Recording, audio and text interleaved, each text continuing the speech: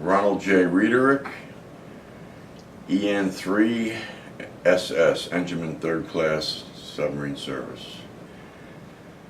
Well, laying eyes on it. Oh, that's nice. That's not exactly what I thought the sail would look like, taller, but that's a North Atlantic sail. This was a Pacific sail. They're different levels, but that's a nice looking boat. And I believe I went down the after battery hatch, but for convenience I'll go down the forward torpedo room hatch. That was another amazing place. All kinds of equipment that when you look at it at first it's overwhelming. And really kind of beautiful, you know, because it's overwhelming, it's functional.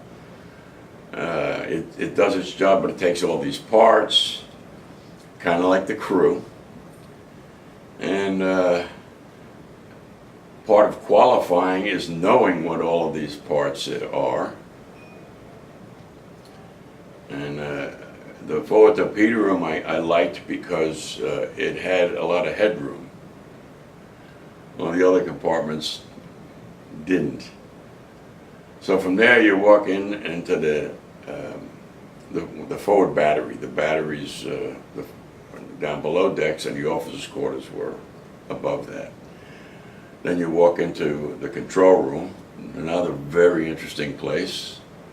All kinds of stuff going on there for operating that submarine and getting it back up again. And above that, the conning tower. You go up there, that's where your periscopes are, and you look around. And just after that would be the galley and the mess decks where the cook would prepare the meals and put them out on the table, which I thought was also special. You know, rather than standing in line with your tray, this was family style. We all sat down together. The chiefs had their special spot, as they should. But the bowls were put on the table, and you passed them around. Hey, pass me this, and pass me that. Great stuff. And the second part of that watertight compartment was crew's berthing, where the crew slept. After that, it had 2 engine rooms, a maneuvering room, which was, these are diesel electric submarines with electric motors power the propellers. So the maneuvering room had all these levers to, giant switches to direct the electricity to the motors that drove the propellers. The last compartment after that, which is normally the after torpedo room, but on this particular submarine was commissioned as a radar picket boat in World War II, the end of World War II, to sneak out into the enemy areas and surface, and they had a lot of radar on it to check things out. So that compartment was originally filled with a lot of radar equipment. But when that became obsolete, that turned into a berthing room. And once I got qualified, my berthing switched from that very tight crew quarters up there to this much less tight crew quarters back there. And it was nice. With the torpedo tubes, we had a table instead of torpedo tubes, and that was real nice. Shower there. Very good. I'm sure submarines are best food in the Navy. You got to understand, being submerged and no sunlight, so you're not getting vitamin C and D. And I remember them delivering fresh eggs and fruit to us when they weren't getting served it on the tender. It was very important to give them, those guys,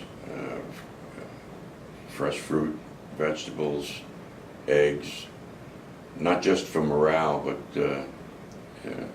it's a big part of it, morale. The food was great.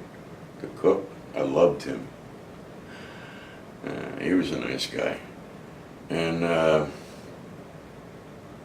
yeah, I think the food was above average. Well, 4 hours on, I was in the engine room, running the engines, fuel oil filters, lube oil filters, centrifugal filters. spin at 15,000 RPMs, and it separates the good fuel from the garbage. And generally taking care of everything in the engine room. On the 8 hours off, you basically you slept. I used to watch movies in the mess decks. Sometimes I set them up and watch them. I was the only one there. I liked that freedom. That was part of the submarine thing. And I don't think it would have been the same on a surface craft. But a lot of people ask, they don't, how could you do that? It's so cramped and it's claustrophobic. And I just tell them, look, it's not for everybody. Everybody's got their own thing to offer. But I loved it.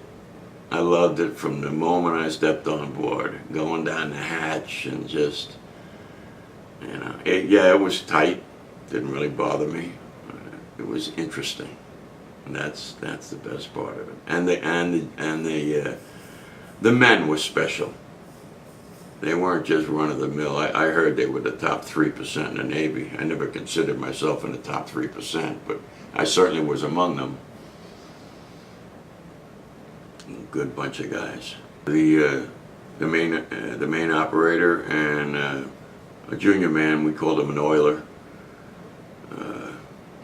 Because the operator had to stay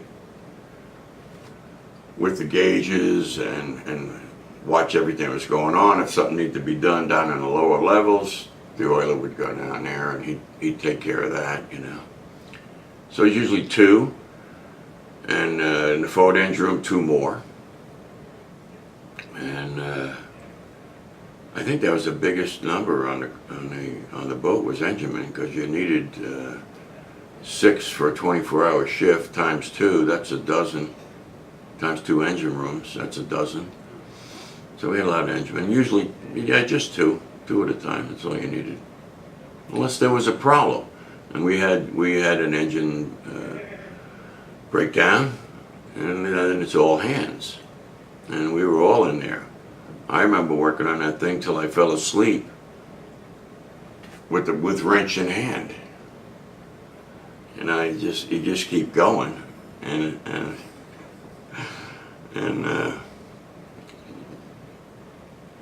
you can't.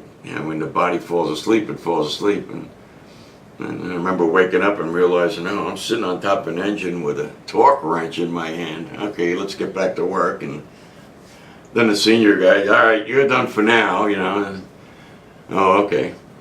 But I like that too. All hands, everybody pulling in the same direction. Nice stuff. Nice stuff. Very hard to find. Very hard to find today. I prefer the after engine room. It just had, that's where I was assigned, but it just had better lighting. And they had custom painted the engines. They were like a robin's egg blue. The forward engine room, the normal Navy, they were gray. They were like that when I got on board.